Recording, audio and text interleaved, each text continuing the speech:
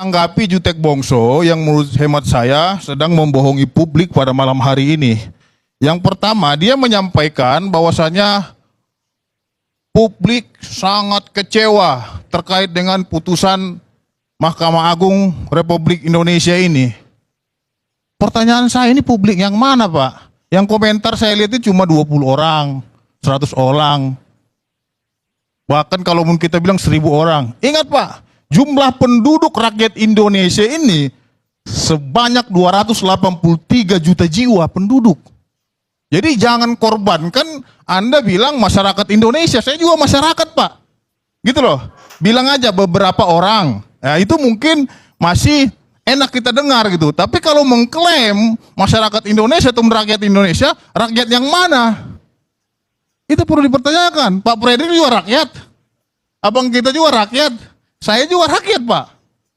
Jadi jangan kita seolah-olah omongan kita ini mewakili mayoritas. Tidak, Pak. Rakyat Indonesia ini telah memilih Mahkamah Agung yang dipimpin oleh ketuanya. Rakyat Indonesia telah mempercayakan kepada Prabowo Subianto selaku Presiden Republik Indonesia. Jadi lembaga-lembaga yang telah menduduki kewenangannya seperti Mahkamah Agung, ya, Kementerian Hukum dan HAM, itu adalah mana rakyat. Jadi jangan juga kita bola-bola, kita putar balikan seolah-olah kepercayaan masyarakat terhadap penegak hukum ini hancur gitu. Enggak, itu persepsi Bapak aja, Pak. Saya melihat dari pandangan saya tidak hancur gitu. Justru Bapak aja yang merasa hancur karena kalah. Wajar, orang kalah itu pasti teriak-teriak. Orang kalah itu pasti tidak terima. Karena saya juga pernah kalah dalam gugatan perdata gitu. Itu hal biasa. Seharusnya kekalahan ini Pak Jutek Bongso bersama dengan tim merenung, bertaubat dan insaf kepada Tuhan Yang Maha Kuasa.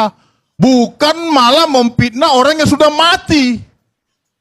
Ingat, Pak, asas hukum mengatakan salus populi suprema lex exto, bahwa keselamatan rakyat adalah hukum yang tertinggi. Bayangin, Pak, di mana 2 anak manusia telah meninggal dunia sini. Ini saudara bilang tragedi hukum. Tragedi hukum yang mana yang Anda maksud? Anda tidak melihat 2 orang anak manusia telah meninggal dunia. Bagaimana perasaan keluarganya? Bagaimana perasaan dan nasib ayahnya, ibunya, keponakannya, saudara-saudaranya? Ayo gitu loh. Jangan kita bilang, wah dia ini, karena mohon maaf ya, Jutek Bongso, Anda ini selalu ngomongnya ngawur gitu. Dulu pernah Anda bilang, 1000% saya yakin putusan PK ini diterima. Pernah, ini saksinya Bang Fredrik, di salah satu TV stasiun swasta.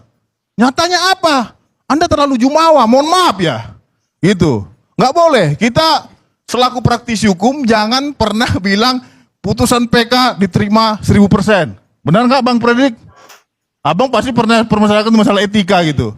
Jadi Anda berbicara etika, sedangkan diri kita sendiri kurang beretika. Artinya jangan mengajari bebek berenang gitu. Artinya bukan saya bilang Pak Juteknya bebek gitu, tidak. Tapi jangan banyak ngomong, tapi semuanya omon-omon. Buktikan. Kalau memang Anda seorang pengacara yang handal, apabila memang Anda seorang pengacara profesional, jangan juga bilang seperti kemarin, 1000% PK-nya diterima. Saya juga kaget. Ini jangan-jangan dukun atau pesulap gitu loh. Tiba-tiba kok bisa tahu gitu. Mohon maaf Bung Jutek. Saya pernah lihat Bung Jutek ini bilang, saya menduga ini jangan-jangan ada permainan ini. Atau kong kali kong dan lain-lain, hakimnya. Nih, nggak usah pun Bapak Jutek Bongso, hakimnya. Nih, nggak usah pun Bapak Jutek Bongso, Komisi Pemberantasan Korupsi telah menyurati saya mengawasi PK Bapak ini. Bisa di zoom ini. Logikanya Pak, masa saya laporkan diri saya ke KPK? Ini KPK nih. Baca, mau baca nih. Nih lihat nih Pak. Kepada Pitra Romanosi Komisi Pemberantasan Korupsi. Udah lihat? Iya, bukan.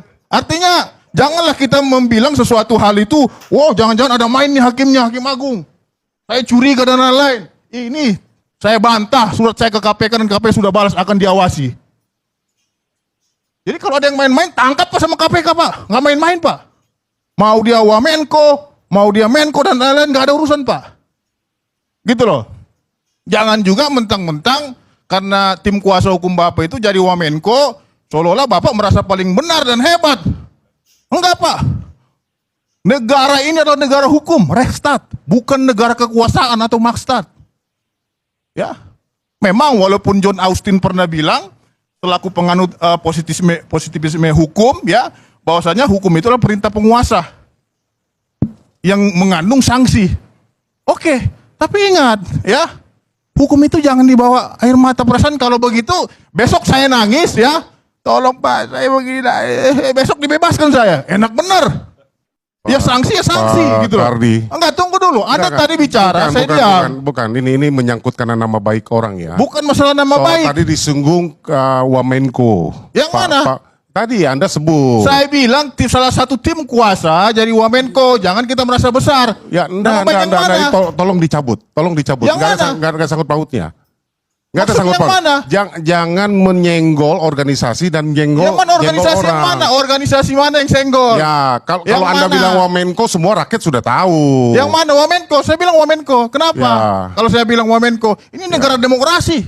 Saya bebas untuk menyatakan. Jangan Bapak bungkam mulut saya. Saya nggak bungkam, Ya. Anda punya mulut ya. Anda Anda yang bilang jangan mencabut ngajarin omongan bebek, saya. jangan ngajarin bebek berenang kan yang bebek Iya, siapa kan gitu. jangan. Anda jangan membungkam saya dengan bilang tolong cabut ini segala macam. Kenapa? Saya mau bicara saja. Ini negara demokrasi, bukan negara kekuasaan.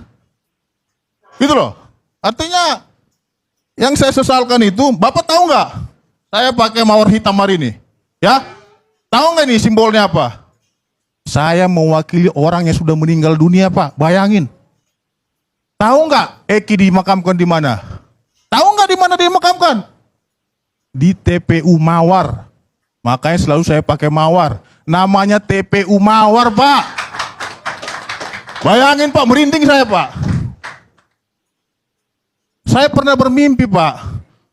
Iya, bermimpi saya didatangi Eki, almarhum. Bang, tolong perjuangkan saya, Bang. Makanya saya menangis di hadapan kuburan dia, Mas, untuk memperjuangkan itu. Itu mimpi loh, bukan karangan, Bos. Hah? Artinya orang yang meninggal dunia ini pengen mencari keadilan. Melalui siapa? Melalui pengacara mawar hitam. Jadi, kalau kita berbicara seperti itu, merinding kita. Karena ini adalah perjuangan orang yang sudah meninggal dunia. Gitu. Terus yang kedua, tadi Bung Jutek Bongso mengatakan bahwasanya klan itu mengatakan lebih baik mati dan membusuk di penjara.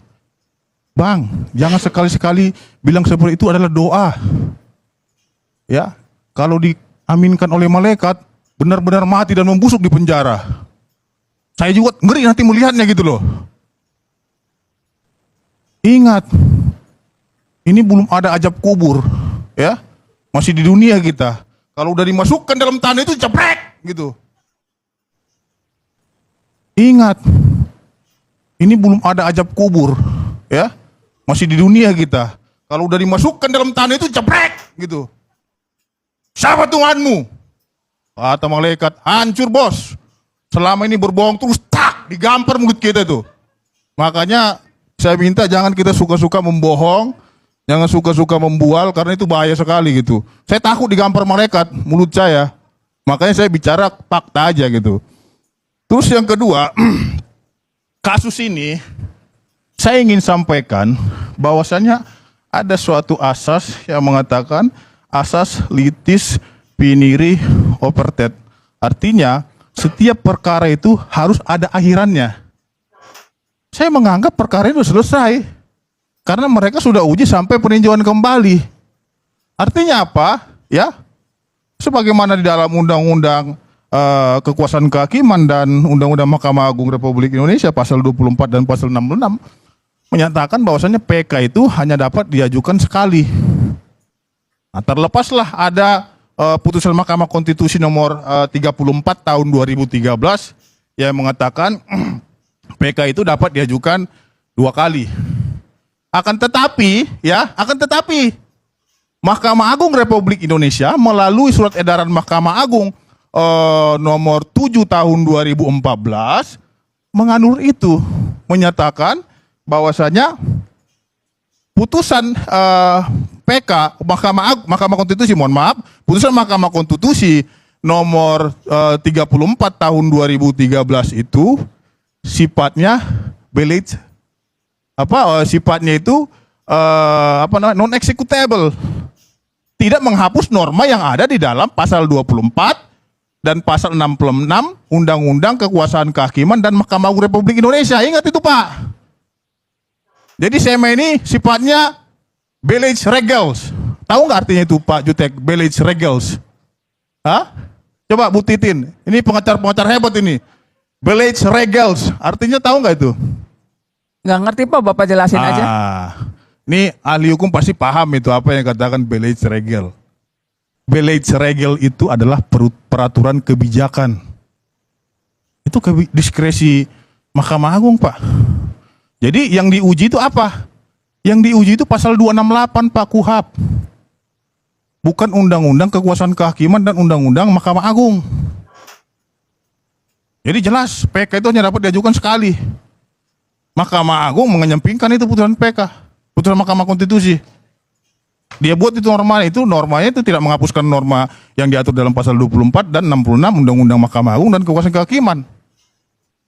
Jelas. Jadi kalau Bapak mau teriak-teriak sampai ke langit ketujuh juga silahkan saja. Upaya hukum kita nggak halangi itu gitu. Tapi yang saya minta jangan juga menghakimi orang yang sudah meninggal dunia karena kita sudah sakit banget nih Bang Karni. Makanya saya marah-marah. Selama ini kita dihakimi terus yang dibilangnya pengonsumsi narkoba, yang dibilangnya klien saya ini adalah bandar narkoba dan lain-lain, Ibtu Rudiana. Wah, pedih Pak. Tapi dengan kemenangan ini, Allah Subhanahu wa Ta'ala membuka tabir kemenangan buat kita. Keadilan. Bukan kepada kebohongan-kebohongan yang telah dibentuk opini sedemikian rupa. Artinya apa? Makanya saya minta kepada Bung Jutek Bongso, segeralah Pak, taubat, insaf Pak, ingat hari kiamat mau dekat Pak. Saya pikir yang kuliahin kayak khotbah gitu. Iya, artinya saya ingin menyampaikan ke dia, jangan pernah menghina klien saya. Ya itu boleh, tapi jangan mengkhotbahi. Iya.